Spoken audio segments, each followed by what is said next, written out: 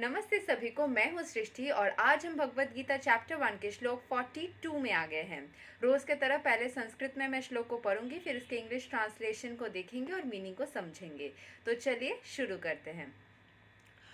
दोषेर इति कुला घननम वर्णा संकरा कराकै उत्सद्यन्ते जति धर्मा कुला धर्मश्च सस्वता। By the evil deeds of those who destroy the family tradition and thus give rise to unwanted children, all kinds of community projects and family welfare activities are devastated. दोषा मतलब कोई गलत काम, ठीक है। तो यहाँ पे जैसे वर्ड टू वर्ड एक्सप्लेनेशन भी है। दोषा मतलब जो सारे आपने फॉल्ट्स किया है, जो इतिया मतलब सारे जो फॉल्ट्स किया है वो फैमिली को डिस्ट्रॉय कर सकता है। यहाँ पे जैसे हमने पिछले श्लोक में पढ़ा था अनवांटेड चिल्ड्रन, यानी कि यहाँ पे जो इमोशनली आपके जितने सारे इमोशंस को आप पैदा कर रहे हो, यहाँ पे लिटरली बच्चे तो पैदा नहीं हो रहे हैं। यहाँ पे आप अपने मन के अपने अंदर जो द्वंद्व चल रहे हैं, अपने अंदर मन की जो सॉफ्टनेस है, जो फीमेल है, उससे जो आपके इमोशंस पैदा हो रहे हैं, नए नए इमोशंस आ रहे हैं, नए नए बिहेवियरल ट्रेट्स आ रहे हैं, जिसको हम संतान के रूप से कंपेयर कर रहे हैं। By the evil deeds of those who destroy the family tradition, जो अपने कर्म से ट्रेडिशनली जो धर्म को स्थापित किया गया है, या पुण्य कर्म करना है, या स्पिरिचुअलिटी के जर्नी में जाना है, ये सारे अच्छी चीज़ों को जो डिस्ट्रॉय कर देते हैं, those who destroy the family tradition and thus give rise to unwanted children, इसीलिए गलत इमोशन को पैदा करते हैं। क्योंकि धर्म से अगर आप विच्युत हो जाएंगे, उससे आप भटक जाएंगे, तो आप गलत इमोशन को तो पैदा करेंगे ही ना। तो जो ऐसा करते हैं, all kinds of community projects and family welfare activities are devastated. उससे क्या होता है, जिससे समाज के लिए जो अच्छा कर्म करा जा रहा था, या जो ट्रेडिशनली जो अच्छा कर्म हो रहा था, वो सारे डिवास्टेटेड हो जाते हैं।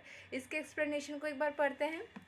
Community projects for the four orders of human society combined with family welfare activities as they are set forth by the institution of Sanatana Dharma or Varnashrama Dharma are designed to enable the human being to attain his ultimate salvation। जो चार प्रक्रिया है ना, पहले आप ब्रह्मचर्य में रहते हैं, फिर आप गारहस्थ में जाते हैं, फिर ऐसे आपका स्टेप बाय स्टेप आप फिर उसके बाद अपने अडल्टहुड यानी कि आप काम करते हैं, उसके बाद आप अंत में जाके संन्यास में जाते हैं। तो ये जो ऑर्डर्स, 4 ऑर्डर्स ऑफ लाइफ है, तो उसमें से अगर आप उसके ऑर्डर को ब्रेक करते हैं, या फिर स्पिरिचुअली अवेकन खुद को करने के लिए जो प्रोसेसेस के थ्रू आप जाते हैं, उसमें अगर कोई भी बाधा आती है, तो पूरा जो सेटअप है वो वेस्ट हो मतलब ख़राब हो सकता है।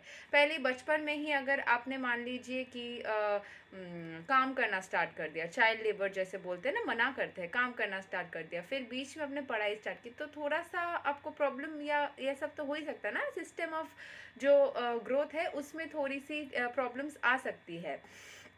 ऐसे कोई वैसा नहीं कर सकते, बट यहाँ पे बोला जा रहा है कि अगर कोई इविल डीड करता है तो इसमें बाधा आके, रुकावट आके ख़त्म भी हो सकती है। हो सकता है कोई लोग पढ़ाई ना करे, इलिटरेसी बढ़ जाए, है ना, लिटरेसी रेट ही कम हो जाए। अगर आप उस तरीके से नहीं चलोगे, गलत इमोशन को पैदा करोगे, गलत सोच को पैदा करोगे, तो हो सकता है जो प्रॉपर तरीके से लोग ग्रो कर रहे थे लाइफ में, वो ख़राब हो जाए।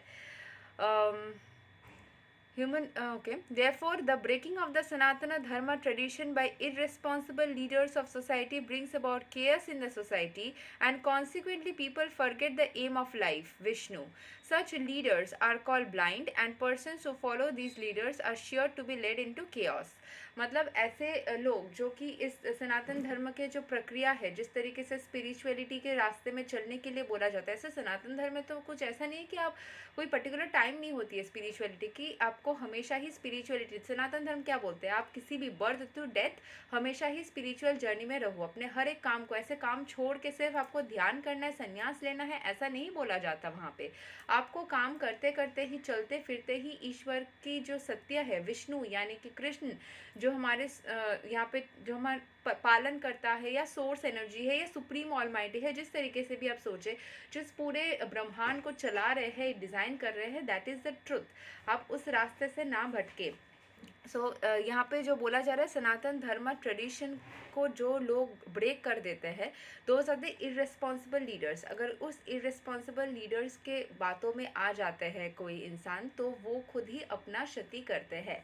तो people should be very much dedicated to what is right. कैसे स्पिरिचुअल जर्नी के बारे में गीता में बोला जा रहा है, श्री कृष्ण ने जैसे बोला है, उस रास्ते से अगर आप खुद को भटका लेते हैं, तो आप खुद ही मतलब खुद के साथ प्रॉब्लम क्रिएट करते हैं। अगर आप स्पिरिचुअल, कोई इंसान सोचते हैं पूरे एंड में जाके स्पिरिचुअलिटी करेंगे, जबकि पूरा जब लाइफ ख़त्म हो गया है, या फिर कोई एक पर्टिकुलर टाइम सोच लेंगे, कुछ और भावनाओं में आ जाते हैं, दैट इज़ नॉट राइट। आपको शुरू से ही, जैसे पिछले श्लोक में हमने पढ़ा था ना, कि जो हमारे बुजुर्ग है या जो हमारे एल्डरली पीपल है, those people guide the young from birth to death, वो स्पिरिचुअल जर्नी में रहे। अगर इसीलिए वो अगर चले जाएंगे, अर्जुन को चिंता हो रही थी, अगर वो लोग चले जाएंगे तो कौन गाइड करेगा सबको। तो इसीलिए हमें हमेशा ही शुरू से अंत तक उचित रास्ते में चलना चाहिए। हमें स्पिरिचुअलिटी के तरफ चलना चाहिए। किसी के इविल माइंडसेट या इविल कर्म से वो फैमिली का ट्रेडिशन खराब हो सकता है। ये अर्जुन को ये बात सता रही थी और टेंशन हो रही थी उसको, कि कहीं ये जो सुंदर सा सिस्टम है स्पिरिचुअलिटी के तरफ जो लोगों को ग्रोथ करवाया जा रहा है, ये युद्ध के बाद कहीं ये सारी चीज़ें में कियोस ना आ जाए, उलझन ना आ जाए, कहीं लोग गलत लोगों के संगत में ना आ जाए। यहाँ पे जो लोग इतने दिन से सब कुछ मेंटेन कर रहे थे, वो अगर उल्टा फुल्टा हो जाए तो कहीं इसमें प्रॉब्लम ना आ जाए। तो ये चिंता अर्जुन को सता रही थी। हम आगे श्लोक 43 में देखेंगे कि वो कृष्ण भगवान को और भी कुछ पॉइंटर्स अपने मतलब अपना जो द्वंद्व है उसको स्थापित कर रहे हैं। आई होप आपको यहाँ तक तो समझ में आ गई होगी कि अर्जुन को बहुत सारी चिंताएं सता रही है, युद्ध को ना करने के बहुत सारे पॉइंटर्स उसके दिमाग में आ रहा है। हम बहुत सारे श्लोक में बैक टू बैक देखे जा रहे हैं कि अर्जुन के मन में क्या सिर्फ चीज़ें चल रही है। हम आगे भी देखेंगे, और तब तक के लिए, आज के लिए यहीं तक।